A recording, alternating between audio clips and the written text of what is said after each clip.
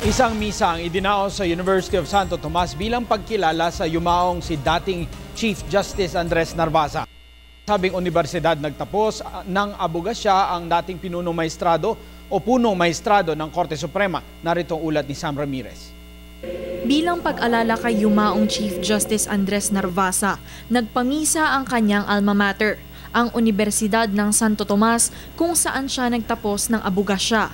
Bago maging Chief Justice, naging Dean ng Faculty of Civil Law si Narvaza sa UST.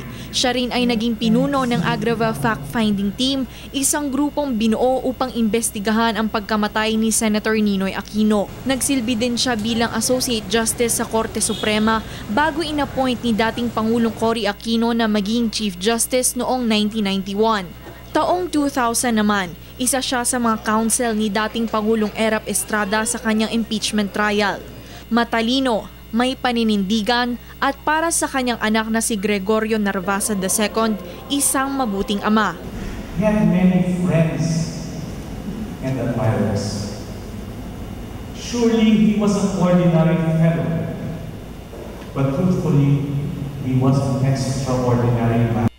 Sa kanyang talumpati, di mapigilan ng anak na ipahiwatig ang kanyang pagkadismaya sa UST community dahil sa tila pagtatakwil sa kanyang ama nang pumayag si Chief Justice Andres na maging counsel sa impeachment trial ni Erap. Ngunit agad naman niyang sinabi na panahon na upang kalimutan ang nakaraan. It came out with a full-page advertisement condemning the chief's representation of President Estrada in his impeachment trial. I am sure, although this may not be shared by my siblings, he had no rancor against UST at the time of his death. At least now, as Daddy and Mommy are watching us from wherever they are in heaven, they are one in saying, all is forgiven. Nag-uulat para sa Telebisyon ng Bayan, Sam Ramirez.